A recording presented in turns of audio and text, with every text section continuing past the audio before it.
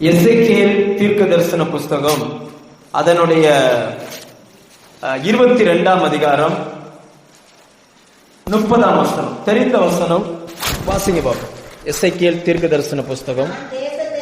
நான் தேசத்தை அழிக்காதபடிக்கு திறப்பிலே நிற்கவும் சுவரை அடைக்கவும் தக்கதாக ஒரு மனுஷனை தேடினேன், ஒருவனையும் காணேன். ஆண்டவர் சொல்றாரு, நான் ஒரு மனுஷனை தேடுறேன். ஆண்டவருடைய நோக்கமெல்லாம் யார்தான்? ஒரு மனுஷன். முழு உலகத்திலையும் ஒரு மனுஷன் அவர் தேடுகிறார். ஆனா ஒரு மனுஷனையும் அவரால் பார்க்க முடியல. ஆண்டவர் சொல்லுகிறார், எதுக்கு தேடுறார் அப்படின்னா அவருக்கு முன்பதாக நிற்க. எதுக்கு தேடுறாரு சொல்லுங்க? எதுக்கு? அவருக்கு முன்பதாக நிற்க. நம்ம இன்னைக்கு நிறைய இடங்களில் நிற்கிறோம், ஆனா அவருக்கு முன்பதாக நிற்கிறோமா? இந்த முதல் நாளில் நம்ம தெரிந்து கொள்ள வேண்டிய விஷயம் என்னன்னா, அவருக்கு முன்பதாக நாம் நிற்க வேண்டும். லேலோயா. தேவன் தேடுகிற மனுஷன் அவர் நீங்க முழு பைபிளையும் படிச்சு பாருங்க. ஆண்டவர் மனிதர்களை தேடிக்கொண்டே இருக்கிறார். மனிதர்கள் என்ன பண்றாங்கன்னா அவரை விட்டு ஓடிக்கிட்டே இருக்கிறாங்க. இன்னைக்கு வரைக்கும் நீங்கள் காலையில தூங்கி எந்திரிக்கும் பொழுது ஆண்டவர் உங்க பெட்டு பக்கத்துல நிற்பார். ஏன் அப்படின்னா, இன்னைக்காவது என் பேச்ச கேட்டு நான் உனக்கு என்னெல்லாம் வச்சிருக்கணும், இதெல்லாம் நீ செஞ்சிடணும் அப்படின்னு சொல்லி நம்ம பெட்டு பக்கத்துல வந்து நிற்பார். ஆனா நம்ம என்ன செய்வோம் அப்படின்னாச்சுன்னா, காலையில எந்திரிக்கும் போதே பல பிரச்சனைகளோடவே எந்திரிக்கிறோம். எந்திரிக்கும் போதே எப்படிதான் எந்திரிக்கிறோம்? பல பிரச்சனைகளோட எந்திக்கிறதுனால நம்மளால தேவனுக்கு முன்னாடி நிற்க முடியல. அங்க போய் என்ன செய்ய முடியல. பல இடங்களில் போய் நிற்கிறோம். ஆனா ஆண்டவர் சொல்லுகிறார், நான் ஒரு மனுஷனை தேடுகிறேன். அந்த மனுஷனுடைய வேலை என்னன்னா, எனக்கு முன்பதாக நிற்கணும். அவனுக்கு தேவனுக்கு முன்னாடி என்ன செய்யணுமா? நிற்கணும். ஆண்டவர் தேடின சில மனிதர்கள் உண்டு. தேவன் சில மனிதர்களை தேடினார். அதில் அவர் சில அநேக இடங்களில் தேவனுடைய விருப்பத்திற்கு ஏற்றபடி அவர்கள் இல்லை. அதனால இன்னைக்கு மனிதர்களை தேடிக்கொண்டிருக்கிறார். நீங்க இந்த அதிகாரம் படிச்சீங்கன்னா, பொதுவா இது எழுப்புதல் கூட்டங்களில் இந்த வசனங்கள் நிறைய சொல்லப்படும். ஆண்டவர் தேடுகிற மனுஷன் யார்? அவர் தேடி வந்த அந்த மனுஷர்களிடம் அவர் எதிர்பார்க்கிற சுபாவங்கள் என்ன? மெயினா ஒரு 3 கூட்ட மக்கள் இதுல எழுதியிருக்கும். 3 டைப் ஆஃப் பீப்புள்ஸ். ஒரு ஆள் பாத்தீங்கன்னா ஆசாரியன். ஒரு ஆள் யாரு? ஆசாரியன், அதாவது பாஸ்டர்ஸ். அவங்களுடைய வேலை என்னன்னா, ஜனங்களுக்கு அந்த நாட்களில் ஆசாரியர்கள் ஜனங்களுக்காய் பலி செலுத்துவார்கள். இன்னொரு கூட்ட மக்கள் இருக்கிறாங்க, அவங்க தீர்க்கதரிசிகள். அவங்க யாரு?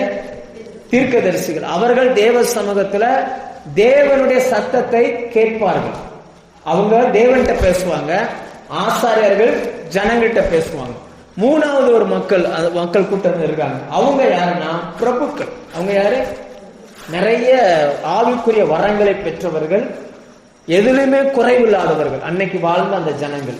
இந்த 3 பேர்கிட்டையும் ஆண்டவர் சில காரியங்களை தேடுகிறார். அவங்க தேடி வந்தா இந்த 3 பேருமே எப்படி இருந்தாங்க அப்படின்னு பைபிள்ல சொல்லுது. அப்படின்னாச்சுன்னா 3 பேருமே எப்படி இருந்தாங்க வாசிப்போம். ஒரு சில கூட்டத்தை வாசிப்போம். 26ஆம் வசனத்துல ஆசாரியர்கள் என்ன? அதில் ஆசாரியர்கள் முதலாவது தேவனுக்கு முன்பதாக நிற்க வேண்டும் என்றால் அவர்கள் வேதத்திற்கு அநியாயம் செய்யக்கூடாது. அன்னைக்கு இருந்த ஆசாரியர்கள் என்ன பண்ணாங்களாம்? வேதத்துக்கு அநியாயம் செய்தார்கள். அப்படின்னா என்ன அர்த்தம்னா, பைபிளே படிக்க மாட்டாங்க. என்ன செய்ய மாட்டாங்க? தேவனுக்கு முன்னாடி நிற்கிற மனுஷன், கர்த்தர் எதிர்பார்க்கிற மனுஷன், வேதத்தை வாசிக்கிற மனிதனை கர்த்தர் தேடுகிறார். ஏன் அப்படி சொல்றேன்னா, இதுக்குள்ள இருந்துதான் எது சரி எது தப்புன்றத ஆண்டவர் நம்மகிட்ட பேச முடியும்.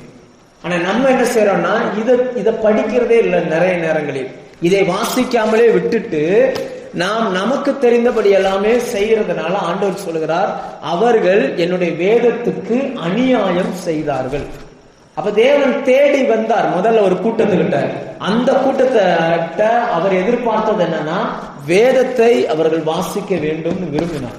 நீங்க எத்தனை பேர் நம்ம வேதத்தை வாசிக்கிறோம்? பைபிள் வச்சிருக்கிறோம், ஆனா படிக்கணும்ல. ஒரு ஊழியக்காரர் இப்படி சொன்னார், பைபிள் அழுக்காகாமல் இருந்துச்சுன்னா நம்ம வாழ்க்கை அழுக்காகாம இருக்கணும். இன்னும் சொல்ல போனா, இந்த பக்கங்கள் அழுக்காச்சுன்னா நம்ம சுத்தமாயிரும். சொல்ல புரியுதா? உள்ளுக்குள்ள இந்த இந்த இந்த எழுத்துக்கள்லாம் அழுக்கா இருந்துச்சுன்னா, அதாவது கைப்பட்டு கைப்பட்டு கைப்பட்டு ஒரு மாதிரி ஆகும்ல பைபிள், அப்படி ஆச்சுன்னா நம்ம புதுசா மாறிடுறோம். ஆனா சிலருடைய பைபிள்லாம் எப்படி இருக்கு தெரியுமா? புதுசா இருக்கு. இன்னும் என்னன்னா, இந்த 2 பேப்பர் ஒட்டிக்கிட்டு இருக்கும். இங்க வந்துதான் ஏதாவது வசனம் சொல்லும்போது இப்படி பிரிப்பான். அப்படின்னா என்ன அர்த்தம்னா, இவன் இதுக்கு முன்னாடி இது என்ன செய்யல, பிரிக்கவே இல்லைன்னு அர்த்தம். ஆண்டவர் தேடுகிற மனுஷன் எப்பேற்பட்ட மனுஷனை தேடுகிறார் என்றால், அன்னைக்கு இருந்த ஜனங்களில் ஒரு கூட்ட மக்கள் ஆண்டவருக்கு துரோகம் பண்ணினார்கள். அவர்கள் எதிலே துரோகம் பண்ணினார்கள் என்றால், அவர்கள் வேதத்தை வாசிக்கவே இல்லை. இந்த நாளில் நம்ம முதலாவது தீர்மானம் எடுப்போம், நான் இனி படிப்பேன். இதுவரைக்கும் நீங்க பெயர்தான் பரவாயில்ல, இனி நான் என்ன செய்வேன், பைபிள் படிப்பேன். ஆசாரியர்கள் வேதத்துக்கு துரோகம் பண்ணினார்கள். அடுத்து வாசிங்க. அநியாயம் செய்து பரிசுத்த வஸ்துக்களை பரிசுத்த குலைச்சல் ஆக்கினார்கள். 2வது பாயிண்ட், பரிசுத்தம் உள்ளதற்கும் பரிசுத்தம் இல்லாததற்கும் வித்தியாசம் காட்டவே இல்லை.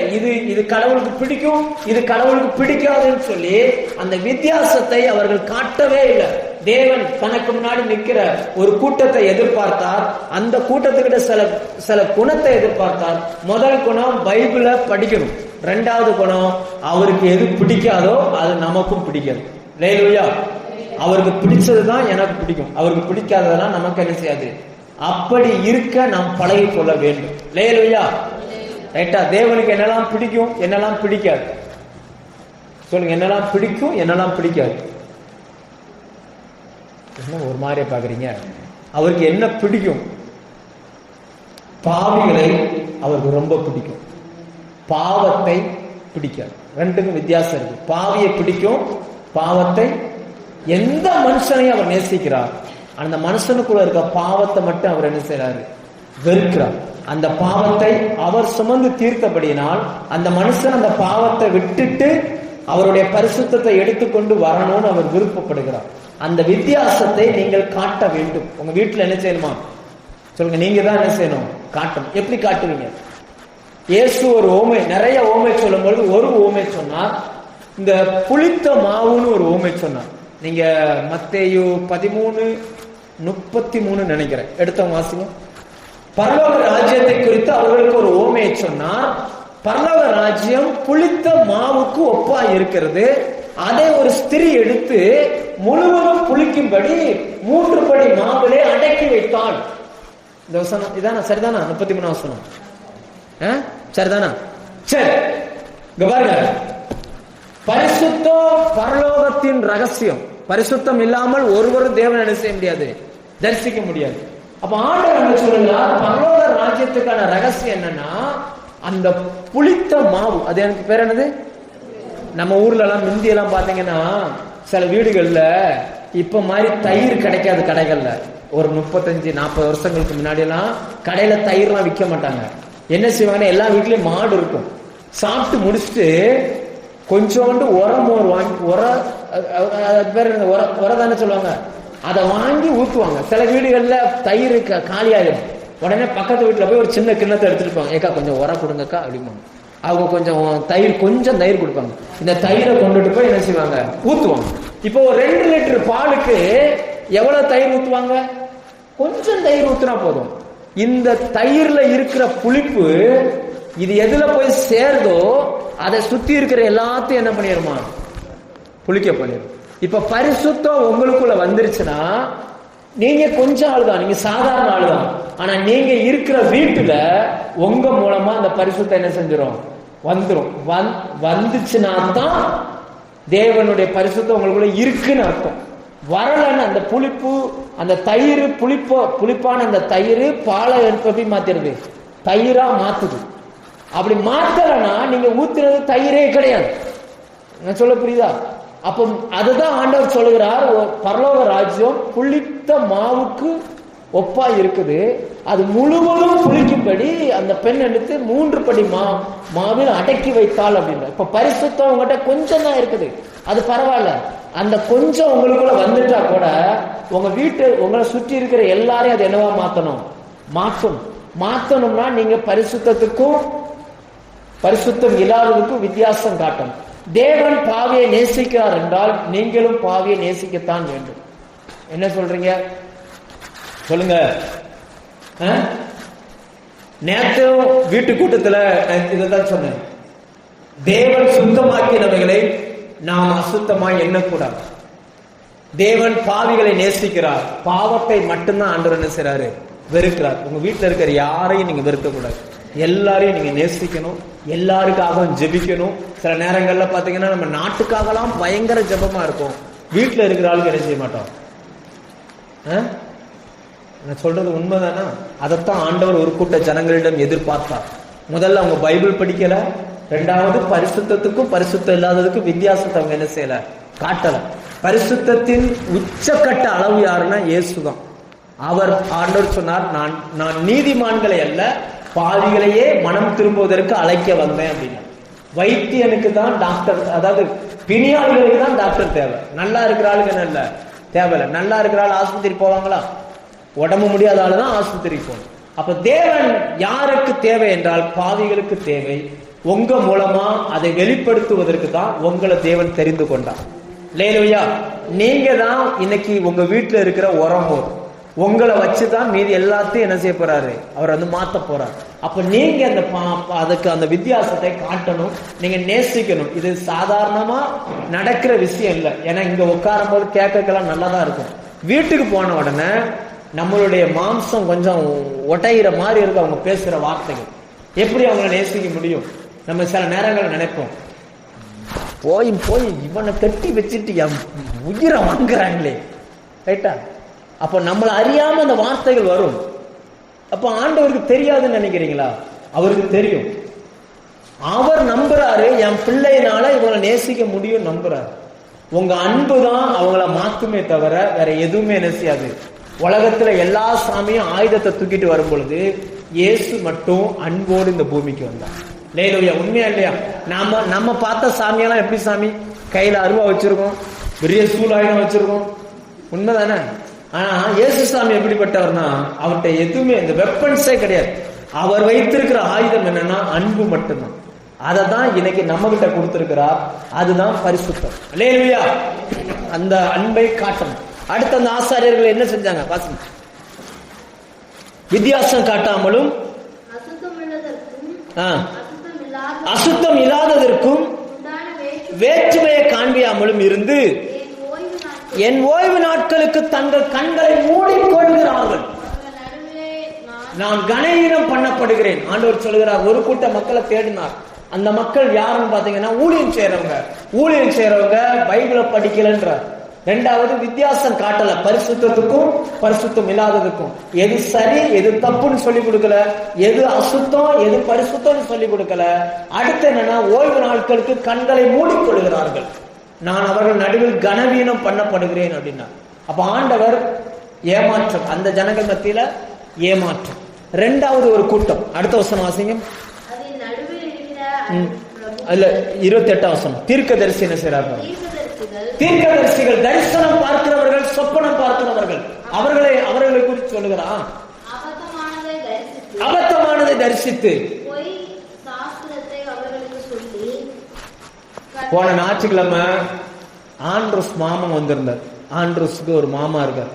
அவங்க சித்தப்பா ஒரு ஆள், அவங்க அம்மாவுடைய சித்தப்பா பையன். ஆண்ட்ரூஸ் பாட்டியும் அந்த மாமாவும் வந்திருந்தாங்க. அப்ப திடீர்னு ஒரு 2:45 இருக்கும் மத்தியானம் போன் பண்ணி, எங்க மாமாவுக்கு திடீர்னு ஒரு மாதிரி ஆயிட்டாரு, உட்கார மாட்டாரு, குழம்பிக்கிட்டே இருக்காரு, வந்து ஜோமனை வாங்கினேன் அப்படின்னு கூப்பிட்டான். நான் சொன்னேன், நீ சர்ச்சை கூட்டிட்டு வா அப்படின்னு. அவர் சர்ச்சைக்கு வரமாட்டாரு, அங்கும் இங்கும் அப்படியே நடந்துகிட்டே இருக்கிறாரு அப்படின்னு. என்னடா அது திடீர்னு இப்படி சொல்றான் அப்படின்னு அங்க போனோடனே அவர் சொல்றாரு. என்ன? அவர் போனோடனே பாஸ்டர் சோத்திரம் அப்படின்னாரு. அவர் உட்கார்ந்து இருக்கிற விதமே சொல்லுது அவருக்குள்ள என்னவோ இருக்கு. ஏன்னா கையில கட்டி மடிச்சு கட்டி இருக்கிறாரு, அவுத்து விடாம அப்படியே உட்கார்ந்து இருக்கிறாரு. அவங்க உட்கார்ந்து இருக்கிற விதமே சொல்லிடும் இவருக்குள்ள யார் இருக்கிறா அப்படின்னு சொல்லி.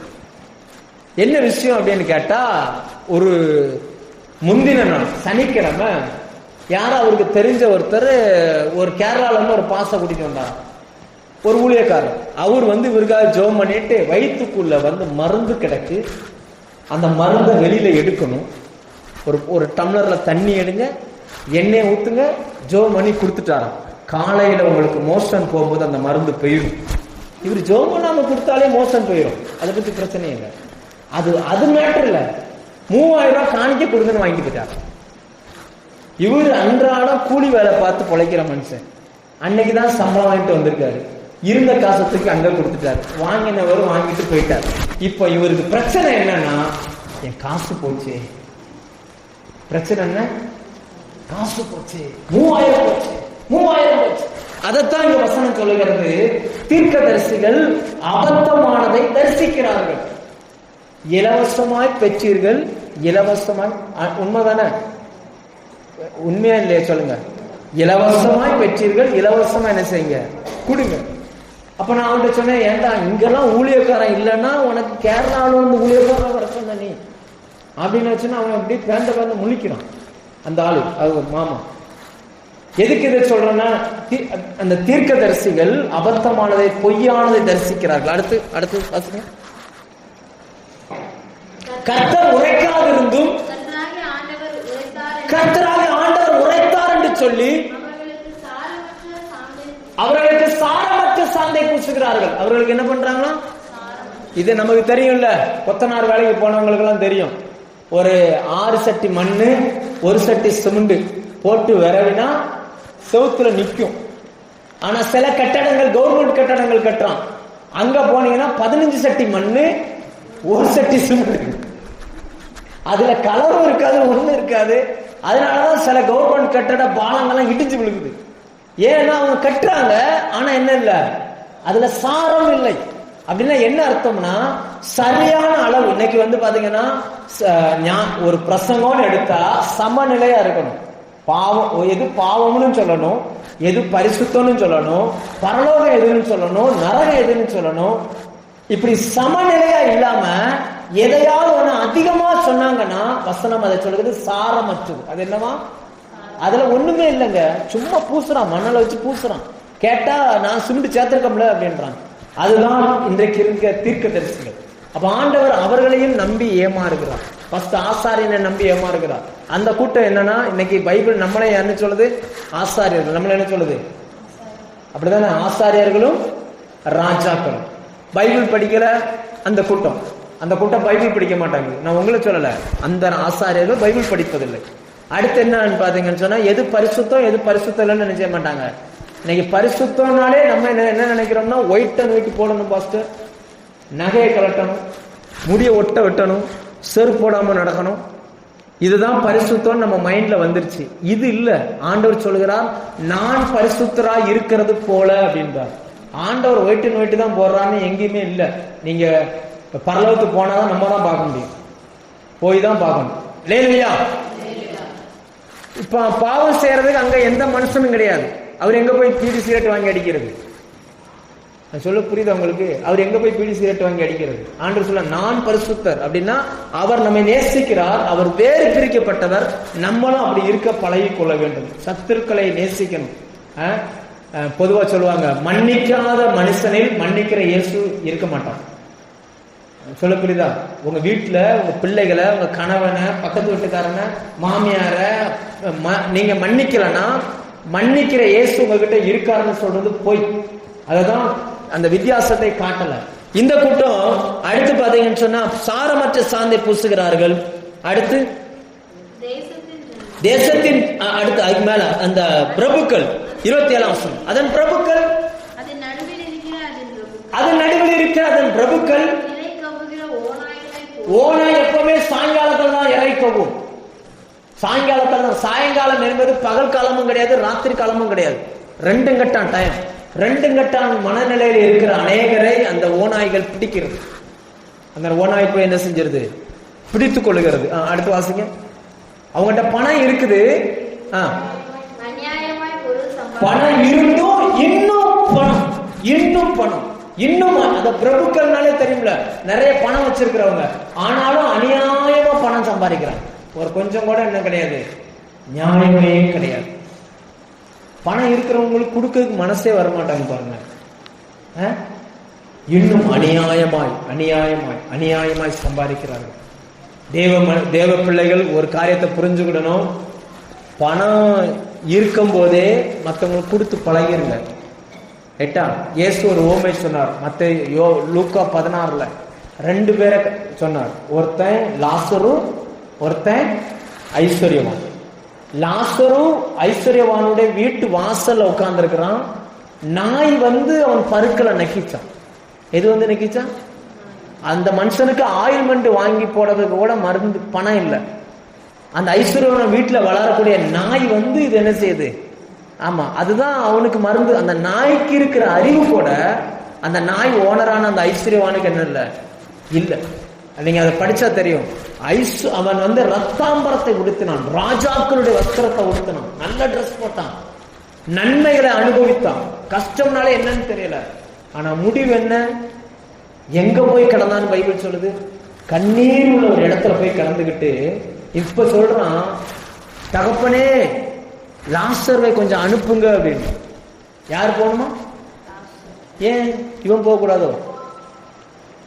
அப்ப கூட அவனுக்கு இறங்கி வேலை செய்யறதுக்கு என்ன இல்ல, விருப்பம் இல்லை. யாரையாவது போட்டோம், நான் என்ன செய்ய மாட்டேன், நான் போக மாட்டேன், நான் பணக்காரன், நான் இறங்கி போக மாட்டேன். நல்லா புரிஞ்சுக்கோங்க, ஆண்டவர் உங்களையும் என்னையும் அழைத்தது அவருடைய வேலையை செய்வதற்கு.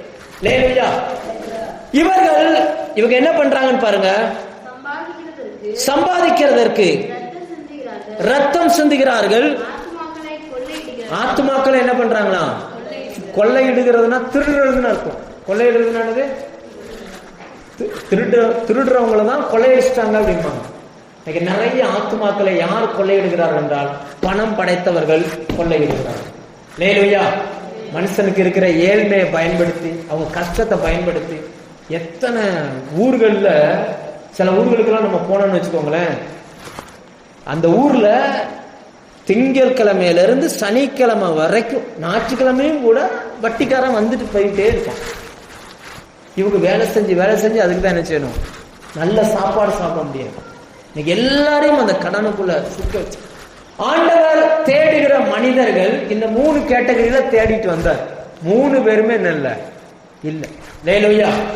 3 பேர் தீர்க்கதரிசியினால் கர்த்தர் ஏமாற்றப்பட்டார், ஆசாரியர்களால் ஏமாற்றப்பட்டார், பிரபுக்களால் ஏமாற்றப்பட்டார்.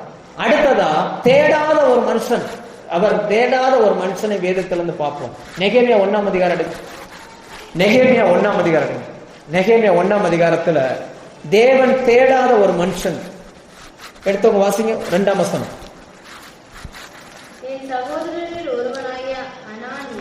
என் சகோதரர்கள் ஒருவனான அனானியும் வேறே சில மனுஷரும் யூதாவிலிருந்து வந்தார்கள். இப்போ அரண்மனை வாழ்க்கை. இங்க பாருங்க, நெகேமியாவுக்கு அரண்மனை வாழ்க்கை, ராஜ வேலை, நல்ல சாப்பாடு, அதாவது இவர் குடிச்சதுக்கு அப்புறம் தான் ராஜாவே குடிப்பார். அப்படிப்பட்ட அந்த மனுஷன் அங்க ஜனங்கள் படுகிற உபத்திரவத்தை கேட்டு அவன் என்ன சொல்றான் பாருங்க, வாசிங்க. மீண்டு தப்பின யூதரின் செய்தியையும் எருசலேமின் செய்தியையும் விசாரித்தேன். அந்த மனிதன், தேவனுக்கு முன்னாடி நிக்கிற மனிதன் என்ன செய்யணும்னா ஜனங்களை விசாரிக்க வேண்டும். அடுத்து சிறையிருப்பில் மீந்திருக்கிறவர்கள் தேசத்திலே மகா தீங்கையும் நிந்தையும் அனுபவிக்கிறார்கள். எருசலேமின் அலங்கம் இடிக்கப்பட்டது, வாசல்கள் அக்கினியால் சுட்டரிக்கப்பட்டதுமாய் கிடக்கிறது என்றார்கள். இந்த வார்த்தையை கேட்ட பொழுது யாருக்கு முன்னாடி உட்கார்ந்து இருக்கிறார்? தேவனுக்கு முன்னாடி உட்கார்ந்து அழுது. நீங்க உங்க இருதயத்தில் கை வைத்து சொல்லுங்கள், கடைசியாய் நீங்கள் கண்ணீரோடு ஜெபம் பண்ணி எத்தனை நாள் ஆயிருச்சு? கண்ணீரோடு ஜெபம் பண்ணி எத்தனை நாள் ஆயிருச்சு? நெகேமியா அழுதது தனக்காக அல்ல, தன்னுடைய ஜனங்கள் அங்க கஷ்டப்படுறாங்க அப்படின்னு கேள்விப்பட்ட உடனே, ராஜ வாழ்க்கை, நல்ல வாழ்க்கை, ஆனாலும் இந்த மனுஷன் உட்கார்ந்து என்ன செய்யறான்? அழுகிறான், பாரப்படுறான். ஒரு ஆசாரியனுக்கு வர வேண்டிய பாரம் சாதாரண மனுஷனுக்கு வருது. நீங்க யோசிச்சு பாருங்க, ஊழியக்காரனுக்கு வர வேண்டிய விஷயம் சாதாரண மனுஷனுக்கு வருது. ஆனா அந்த ஊழியக்காரன் எப்படி இருக்கிறாரு? சுகமா வாழ்ந்து கொண்டிருக்கிறார். லேலுயா. இன்னைக்கு நம்ம மனம் திருப்பலன்னா, தேவன் வேறு ஒரு நபரை வச்சு இதெல்லாம் என்ன செஞ்சிருவாரு. ஆனா நம்ம எங்க போய் நிற்போன்றத கொஞ்சம் யோசனை பண்ணி பார்த்துக்கோங்க. நரகத்துல 3 காட்சிகளை நம்ம போனா பார்க்க முடியும். ஒன்னு, அது வேதனை நிறைந்த இடம். அது எப்படிப்பட்ட இடம்? நீங்க வீட்டுல போய் லூக்கா 16ஆம் அதிகாரத்தை எடுத்து கடைசி 10 வசனங்களை வாசிங்க. அங்க அந்த வேதனை படுகிற அந்த ஐஸ்வர்யவான் சொல்லுகிறான், நான் இங்க மகா வேதனைகளை அனுபவிக்கிறேன், ஒரு சொட்டு தண்ணி என் நாக்குல வைக்கிறதுக்கு வழி இல்லை. அவங்க இருந்துகிட்டு ஜோம் பண்றான். அங்க போய் ஜோம் பண்ணி என்ன பிரயோஜனம்? காலம் கடந்த பிறகு நரகத்தில் இருந்து ஜோம் பண்ணி பிரயோஜனமே இல்லை. இப்ப இருக்கும் போதே ஜோம் பண்ண பழகி கொள்ளுங்க. லேலுயா, இங்க இருக்கும் போதே ஜோம் பண்ண பழகலன்னா நரகத்துல போய் என்ன செய்ய வேண்டியிருக்கு? ஏன்னா பூமியில ஜோம் பண்ணாத நபர்கள் பரலோகத்துக்கு என்ட்ரி ஆகவே முடியாது. தேவனோடு தான் உங்களுக்கு உறவே இல்லையா, எப்படி வீட்டுக்குள்ள போக முடியும்? எனவே இங்கேயே நீங்கள் ஜோம் பண்ணி பழகி கொள்ளுங்க. ஆண்டவர் சொன்னார், நான் தேசத்தை அழிக்காதபடிக்கு திறப்புல நிற்கிறதுக்கு ஒரு மனுஷனை தேடுறேன். ஆனா ஒரு மனுஷனை என்னால பார்க்க முடியல அப்படின்னாரு. ஏன்னா அன்னைக்கு இருந்தவர்கள் வேதம் படிக்கல, அவன் பரிசுத்தத்துக்கும் அசுத்தத்துக்கும் வித்தியாசம் காட்டல, எது சரி எது தப்புன்னு சொல்லி கொடுக்கல, தப்பானதை தரிசிக்கிறவனுடைய பேச்சை கேட்கிறாங்க, ஜனங்களுடைய ஆத்துமாக்களை கொள்ளையிடுகிறார்கள், ஏமாற்றுகிறார்கள், பொய் சொல்றான். நீங்க கிறிஸ்தவனா பொய் சொல்லாதவன் ஒரு பேர் இருந்துச்சு. ஆனா இன்னைக்கு பாருங்க, யார் தான் பொய் சொல்றா? பொய் சொல்றதுல கிறிஸ்தவன் அடிச்சுக்கிட்ட இன்னைக்கு ஆளே கிடையாது. கிறிஸ்தவனா சகிப்புத்தன்மையோடு இருப்பார்கள். இவன் நல்ல கிறிஸ்தவன்பா, ஜோம் பண்றப்பா, இவனுக்கு பொண்ணை கட்டி கொடுத்தா எவ்வளவு லாப நஷ்டம் வந்தாலும் பார்த்துக்கிடுவான்னு சொல்லி நினைத்த காலங்கள் போய் இன்னைக்கு கிறிஸ்தவ குடும்பங்கள் தான் டைவர்ஸ்ல போய் என்ன செஞ்சுக்கிட்டு இருக்குது, நிறைய நிக்குது. கிறிஸ்தவர்கள் இவங்கிட்ட உண்மை இருக்கும் அப்படின்னு நம்ம எதிர்பார்க்கிறோம். ஆனா இன்னைக்கு இருக்கிற கிறிஸ்தவர்கள்ட்ட உண்மை கிடையாது. யோசிச்சு பாருங்க, உண்மை இருக்குதா? நேர்மையா இருக்கிறாங்களா? தேவனுக்கு பயப்படுறாங்களா? சொல்ல காப்பாத்துறாங்களா? அப்படின்னா இல்ல. ஆனா இவர்களுக்கு மத்தியில் தேவன் ஒரு மனுஷனை தேடுகிறார். லேலுயா, அந்த மனுஷனாய் நீங்களும் நானும் வாழணும்னு சொல்லி நீங்க ஆண்டவர்கிட்ட ஜோம் பண்ணுங்க. நீங்க ஜோம் பண்ணீங்கன்னா அவர் உங்களை மாற்றுவார். லேலுயா, நரகத்துல 3 காட்சிகளை நீங்க பார்க்க முடியும். நல்லா தெரிஞ்சுக்கோங்க. நீங்க அதை படிச்சீங்கன்னா, வேதனை உள்ள இடம், கண்ணீர் நிறைந்த இடம், அடுத்து அங்க உட்காந்துக்கிட்டு அந்த மனுஷன் ஆத்தும பாரம் அதுக்கப்புறம் வருது. நரகத்துல போய் என்ன செய்யறான், ஏன் அண்ணன் தம்பியெல்லாம் இங்க வந்துடக்கூடாது ஆண்டவரே அப்படின்னு ஆத்தும பாரம் எங்க வருது? நரகத்துல போய் வருது. பிரயோஜனமே இல்லை. காலம் கடந்து வந்து என்ன பிரயோஜனம்? இப்ப இருக்கும் போதே இருப்பதற்கு பழகி கொள்ளுங்க. ஏலையா, இந்த 40 நாட்களை நீங்க ஒதுக்கிக்கோங்க. கூடுமான வரைக்கும் எவ்வளவு முடியுமோ ஒரு நாளைக்கு ஒரு அதிகாரம் வாசிச்சா கூட போதும். இந்த சுவிசேஷ புத்தகங்கள் எடுங்க. உங்களுக்கு எவ்வளவு முடியுமோ அதை என்ன செய்யுங்க, வாசிங்க. ஒருவேளை உங்களுக்கு வாசிக்க தெரியலன்னா இப்ப நிறைய பைபிள்ல வருது, அதை போட்டு விட்டீங்கன்னா அதுவா பேசிக்கிட்டே இருக்கும். நீங்க உட்கார்ந்து என்ன செஞ்சா போதும், கேட்டா மட்டும் போதும். அந்த மாதிரியாவது என்ன செஞ்சுக்கோங்க, தெரிந்து கொள்ளுங்க. எல்லா ஜெபத்துக்கும் பங்கு பெறுங்க. பரிசுத்த, அதாவது வீட்டுல யாரையாவது பகைச்சிருந்தீங்கன்னா, சண்டை போட்டீங்கன்னா அவங்ககிட்ட போய் சமாதானம் ஆகுங்க. இயேசு உங்களை நேசிக்கிறாரு முதல்ல உங்க வீட்டுல சொல்லுங்க. உங்க கணவருடைய கையை பிடிச்சு, அவரு கையெல்லாம் தட்ட மாட்டார், தட்டுவாரா சொல்லுங்க. கையை பிடிச்சா கையை தட்டுவாரா? தட்ட மாட்டார். கையை பிடிச்சிட்டு சொல்லுங்க. தெளிஞ்ச பிற சொல்லுங்க. தெளிஞ்ச உடனே முதல்ல முழிக்கிறது உங்க முகமா இருக்கட்டும். உங்க முகமா இருக்கட்டும். முழிச்ச உடனே ஆண்டவர் நீங்க உங்களை நேசிக்கிறாரு அப்படின்னு சொல்லுங்க. உங்க கையை அவருடைய அவர் தலை மேல கையை வச்சு காலையில ஒரு 5 மணிக்கெல்லாம் வச்சு ஜோம் பண்ணுங்க. இயேசுவின் நாமத்துல என் கணவனை நான் ஆண்டவருடைய பிள்ளைய மாத்துறேன்னு சொல்லுங்க. உங்க வாயின் வார்த்தைய கர்த்தர் கனம் பண்ணுவோம். லேலுயா, நான் சொல்ல புரியுதா? நைட்டு அவர் தண்ணி அடிச்சிருக்க நேரம் நீங்க எதுவும் பேசாங்க. ஏன்னா அவர் தன்னை மறந்து நிக்கிறாரு. அவர்கிட்ட பேசி பிரயோஜனமே இல்லை. ஏன்னா தண்ணி அடித்தவர்களை குறித்து பைபிள் சொல்லுது, என்னை அடித்தார்கள், எனக்கு சொரணே இல்லை. காலையில் எந்திரிச்சு நானா பேசினேன், இல்லையா நான் அப்படிலாம் பேச மாட்டேனே அப்படின்றோம். இப்போ ஊர்ல சொல்றாங்களாப்பா, குடிகாரம் பேச்சு. ஆமா, அதனால நீங்க அவர்கிட்ட பேசுறா இருந்தா காலையில தான் பேசணும். தூங்கி எப்ப எந்திக்கிறாரோ அப்ப நீங்க உங்க கையை என்ன செஞ்சிருங்க, அடி நீங்க கொடுக்கறதா இருக்கட்டும். அதனால அடிச்சிடாதீங்க. கையை அவர் மேல வச்சு அவருக்காக என்ன செய்யுங்க, ஜோம் பண்ணுங்க. ஆண்டவர் நிச்சயமா அதாவது உங்களால உங்க கணவனையே மனம் திரும்புக்குள்ள கொண்டு வரலன்னா நீங்க வேற யாரை கொண்டு வர முடியும்? அவர் உங்களோட, நான் அதுதான் சொன்னேன், புளித்த மாவு உங்களுக்குள்ள அந்த தன்மை இருந்துச்சுன்னா உங்க வீட்டுல இருக்கிற எல்லாரையும் அதை என்ன செஞ்சிடும், சண்டை போட்டெல்லாம் கொண்டு வர முடியாது. அன்பினால் மட்டும்தான் கேட்கும். ஒரு நாளும் அன்பு தோற்று போகாது. ஒரு நாளும் தோற்று போகாது. அது அன்பு காட்டுகிற விதத்தில் இருக்குது. நமக்கு சரின்னு நினைக்கிற நிறைய காரியங்கள் நமக்கு சரியில்லை. ஆண்டவர் சொல்றாரு, இங்க பாருப்பா பேதுரு, நான் சுத்தமாக்கிறத நீ என்ன செய்யாத அசுத்தமா பார்க்க. முதல்ல நம்ம பார்வையை சேஞ்ச் பண்ணுங்க. தேவனால் அவன் நேசிக்கப்படுகிற மனுஷன், கர்த்தர் அவனை நேசிக்கிறார். அவனை எப்படி கொண்டு வர முதல்ல ஜெபம் பண்ணுங்க. ஜெபம் பண்ணிக்கிட்டே இருங்க. சரியான சந்தர்ப்பம் வரும், அன்னைக்கு அவன் தட்டவே முடியாது. ரெண்டு காரியம் நடக்கும். ஒண்ணு, உங்களுக்குள்ள மனஸ்தாபம் வரும், அதை ஏற்றுக்கொள்ளக்கூடிய மனதுருப்பம் அவங்ககிட்டயும் வந்துடும். ஐயோ நம்ம அம்மா பாவம் நமக்காக எவ்வளவு ஜெபம் பண்றாங்க அப்படின்றத ஃபர்ஸ்ட் அவங்க பார்க்கணும். அவங்க கண் என்ன செய்யணும், பார்க்கணும். அதுக்காக அவங்க முன்னாடி ஜெபம் பண்ணாதீங்க. ஏதாவது சந்தர்ப்பத்துல அவங்க உங்களை பார்ப்பாங்க, பார்க்கக்கூடிய அளவுக்கு கர்த்தர் கொண்டு வருவார். அன்னைக்கு அவங்க வந்து மனம் திரும்புவாங்க. இங்க பாருங்க, ஸ்டான்லின்னு ஒரு அண்ணன் இருந்தாங்க, ஒரு ஊழியக்காரர், இப்பவும் இருக்கிறார். பைபிளை நல்லா டீச் பண்ணக்கூடிய ஒரு நபர், ஆர் ஸ்டான்லி அப்படிம்பாங்க. அவர் வாலிப நாட்கள் நம்ம இன்பராஜ் மாதிரி இருக்கிற அந்த நாட்கள்ல அவரும் அவங்க அண்ணனும் சேர்ந்து சினிமாவுக்கு போகணும்னு காசு கேட்கிறாங்க. அவங்க நல்ல விசுவாசி. அந்த அம்மா சினிமாவுக்கு போகணும்னு காசு கேட்கிறாங்க. ஒரு குடிசை வீட்டுல தான் இருக்கிறாங்க அந்த நேரத்துல. அப்பா இல்ல போல இருக்கு, அந்த அம்மா தான் வளர்க்குறாங்க. உடனே இந்த அம்மா அப்படியே யோசிக்கிறாங்க, ஐயோ என்ன செய்ய அப்படின்னு சொல்லி. பிறகு காசு எடுத்து கொடுத்துட்டாங்க, சினிமாவுக்கு போக. அவர் அங்க போய் சினிமா சந்தோஷமா பார்த்துட்டு வர்றார்.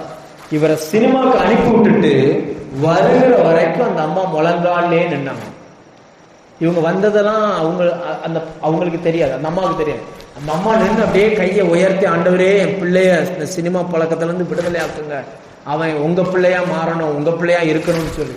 இந்த பசங்க அந்த அம்மாவுடைய கண்ணீரை பார்த்தாங்க. அந்த அம்மா அப்படியே அழுகிறத பார்த்துட்டு அன்னைக்கு மனம் திரும்பி ஒப்பு கொடுத்தாங்க. இனி நான் சினிமாவுக்கு போக மாட்டேன், நான் இயேசுவின் பிள்ளையா இருப்பேன். இன்னைக்கு ஒரு பெரிய ஊழியக்காரனா இருக்கிறேன். ஸ்டான்லினா தெரியாத ஆளே கிடையாது. இளைஞர் ஆசீர்வாத இளைஞர் இயக்கம் அப்படின்னு சொல்லி ஒரு மிஷனரி ஸ்தாபனத்தை வச்சு நடத்துகிற நபர். அதே போலதான் எல்லாருமே, அகஸ்டின் ஜெபகுமார்மே, இவங்கெல்லாம் மனம் திரும்பி இயேசுவின் இடத்துல வந்ததுக்கு காரணம் என்னன்னா அவங்க தாயாருடைய வளர்ப்பும். ஏன்னா இனி உங்க பிள்ளைகிட்ட போயெல்லாம் நீ பைபிள் படிச்சா தான் காப்பி தருவெல்லாம் சொல்ல முடியாது, ஏன்னா அவங்க பெரிய ஆளா வந்துட்டாங்க. அதனால நீங்க வேறு ஒரு விதத்துல தான் அந்த அன்பை நீங்க வந்து என்ன செய்யணும், காட்டணும். அதனால நீங்க ஆண்டவர் அதுக்கு உங்களுக்கு உதவி செய்வார். அதுக்கு தான் தேவ சமூகத்தில் நில்லுங்க, கர்த்தர் உங்களுக்கு ஞானம் தருவார். கண்டிப்பா ஆண்டவர் வந்து உங்க பிள்ளைகளையும் கணவனையும் மனம் திரும்பாத சபைக்குள்ள கொண்டுட்டு வருவார். லேலுயா, ஃபர்ஸ்ட் நீங்க நம்புங்க, அவங்கள அப்படி பார்க்க பழகுங்க. என் புருஷன் ஒரு ஊழியக்காரன், என் பிள்ளை ஒரு ஊழியக்காரன் சொல்லி அந்த கண்ணோட்டத்துல பாருங்க. உங்க விசுவாசத்தை தேவன் கனப்படுத்துவான். லேலுயா, ஜெபம் பண்ணுமா? கண்களை மூடி இருக்கிற இடத்துல அப்படியே கண்களை மூடி நம்ம ஜெபம் பண்ணுவோம்.